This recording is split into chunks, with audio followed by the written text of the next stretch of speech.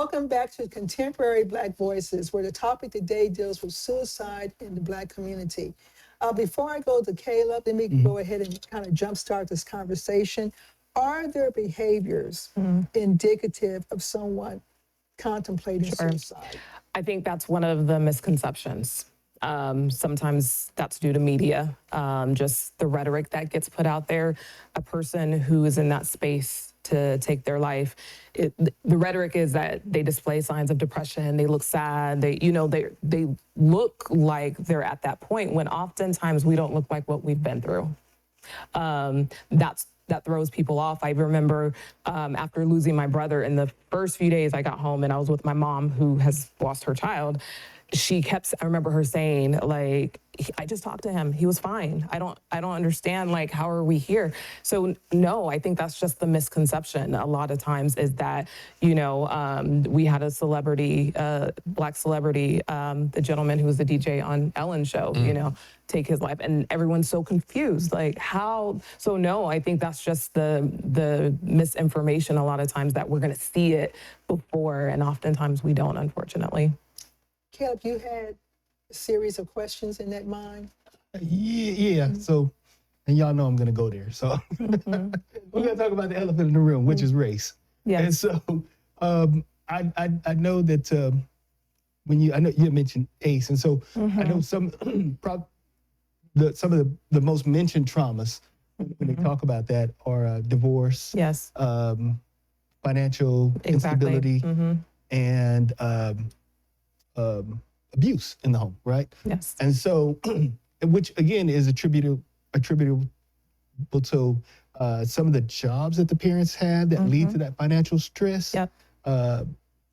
Black folks are more prone to blue collar jobs that are more stressful. That creates that kind of violence in the home. Yes. Okay, financial frustration, and then there's also the just the general economic aspect of it. Due to racism in this country. And so when you consider those kind of traumas in the home and how they affect kids, so I just want to talk about how much that is attributable to race. 100%. I mean, that is my discipline of sociology. We look at societal factors, social factors that contribute to health disparities, mental health disparities, all the above that you just stated. So you're correct, 100% correct, in that all of these different issues, socioeconomic issues, health issues, job issues, minorities a lot of times have those blue collar jobs. They don't come a lot of times with good insurance. If they do, it costs an arm and a leg to get insurance. You got to be away from your kids at home. So they got to take care of themselves. Somebody might end up in a bad relationship to try to get those financial needs met, but it's not a good relationship. So it's this big societal issue that is consistently happening, right? One of the things I often tell my students when I'm teaching sociology is when there's one person, let's just say there's one person who takes their life, right? It might be that person. It could be something that is attributed to that person. It could be 100 people in our society, right? 100 Black people take their lives. Now we need to pause and say, something's going on here. There's a pattern starting to happen. When we have thousands, when we have 80% increase in 20 years, we have a structural societal issue that's happening within our culture. So we need to have this conversation. Something is going on societal wise, and it has to get fixed 100%. So, and in addition to the racial aspect of it, so, well, I guess this also probably has to do with race as well. So whatever a person's belief is, if that brings them comfort, I'm all for it. But there's a level of religiosity in our community, and that is we kind of turn towards spiritual guidance for medical issues, and so just if we could talk a little bit about that, about the need to turn to medical professionals. Instead of relying solely on our religiosity. So you and I talked about that. We literally, I grew up Catholic. I'm Baptist now, but the Catholics believe that if you commit suicide, your body does not go to heaven, but it stays in purgatory. And you have a lot of Blacks who are Catholics, and this old belief is still floating through, filtering Sure. through the community. And I even asked my mom, she says, yeah, she says, that was strong, that was a strong belief. Yeah, we just talked about this. So I believe two things can be true at the same time. Okay. I am a person of faith. I say that unapologetically. And yes, I believe in the power of prayer, but I also believe in the resources that we've been given in the form of therapists and counselors and, insurance to get those things. And so, yes, I wholeheartedly believe religiosity is a big part of our culture for many people, but we also have resources that it is our duty to make sure we step into those resources. I get it. I totally understand a lot of times those resources can be hard to come by, There's that myth, I think, a lot of times that I'm not going to therapy, I'm not sharing my business with a stranger, and, there's absolutely, well, then we're just going to stay in that space then because, Right. that's a resource. That's a valuable resource. And so we can do two things at the same time. We can go to therapy. We can get counseling. For some people, it might be medication. Mental health issues are on a spectrum. And pray too. You can do both things at the same time, and it doesn't make you less of a person of faith whatsoever. Okay.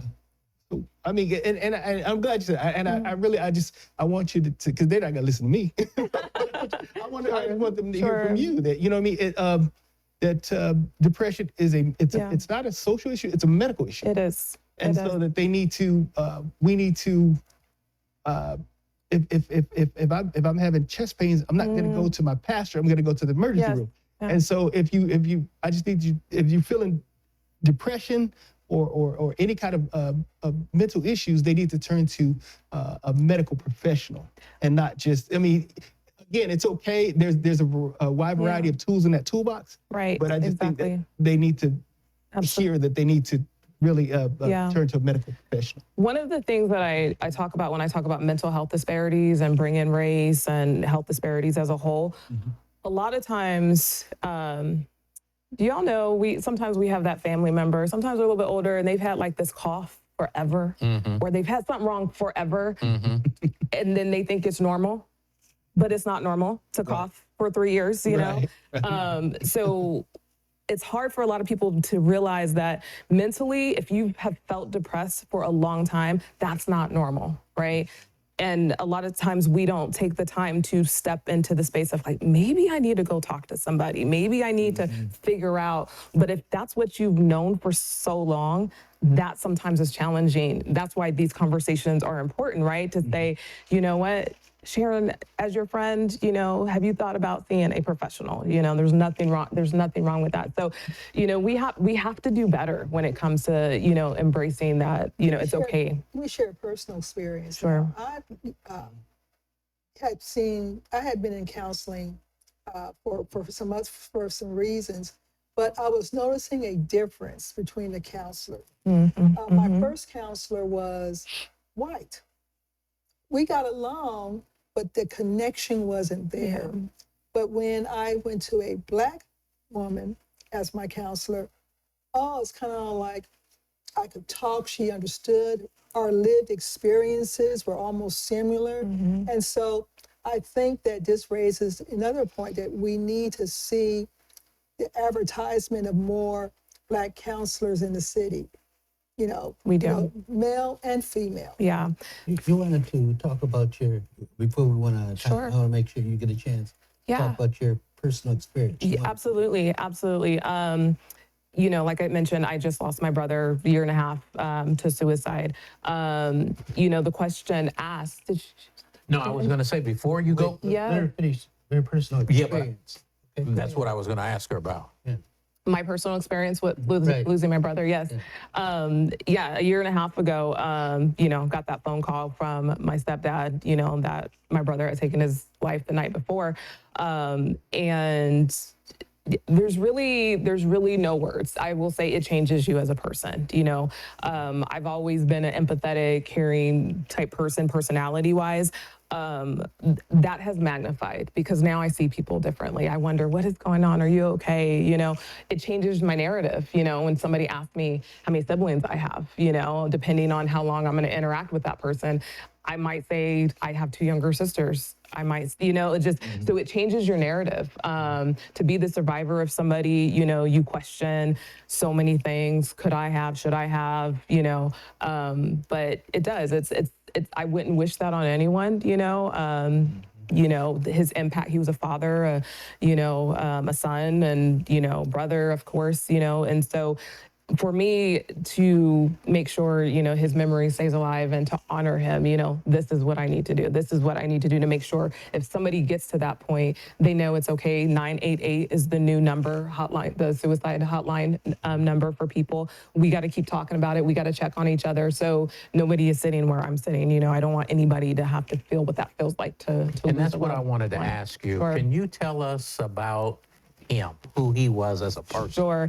My brother had his demons. He had a lot of trauma. He just did, I think, and it got the best of him, to be quite honest, childhood trauma that stayed with him as an adult. He looked for that love and that care in so many places, so he had his imperfections, but didn't step into that space of getting the help that he needed, which I think is a lot of case for Black people, but in particular Black men. There's a stigma, weakness, all of that stuff, right? And so we got to break that so we don't continue to see that Black men have 4 times the rate of suicide than Black women. We got to bring that increase we're seeing of Black people in general. We got to bring that back down, and so we have to keep having these discussions. We, as Black people, we live in a very unique situation. Very. We live within a society where we're always being jumped on, segregated against, called nigger, and all these other things by a larger group. So I'm saying that to say it's to me, it's amazing that you don't have more suicides. Because you live 80 years this way. Yeah. And it could really be damaging to you. And that's what these people have done to us. Yes. One of the many things they've done to us over the years. Yeah. Well, and you brought up a good point in the sense that there's the societal issues, but then there's just the personal issues, right? Where it could be a Black person, Hispanic person, whoever, where you're just dealing with day to day, COVID and, bills and inflation. But for Black people, on top of dealing with all the other things that we're dealing with, You have to deal with that. How much does education have to play with this? And the reason why I ask that is because those people who I know, like if you live here in San Antonio, you've seen DeMar DeRozan, who's talked about that, seen Simone Biles. Some of these people have been to college. Right. But I have some people in my family who don't want to deal with this and don't have the level of education, so they won't look at a therapist or think about this. So how much does education have to play with this? It 100% matters. It goes back to what I brought up, the example of, the person who's coughing for 3 years and they think it's normal, right? We got to get out of our own way sometimes and be open to hearing from other people who are professionals. This has been an interesting topic. One of the reasons why I wanted to go into it deeper was because a couple of weeks ago, I did an article that dealt with brain injury and suicide among athletes. And then I got to thinking, why aren't we talking about this topic in the Black community? So I challenge everybody who listens to do some research and look at the numbers, look at the factors, look at everything associated, because as Favor was saying, we got to bring those numbers down. We need each other, but we also need to become more informed on how to help one another. And with that, we're going to say thank you for listening to us today. Put some comments in there, because we really do treasure your comments. And with that, have a good day. Bye-bye. And we will be right back with Oh, yes, we will be back with hot topics. topics.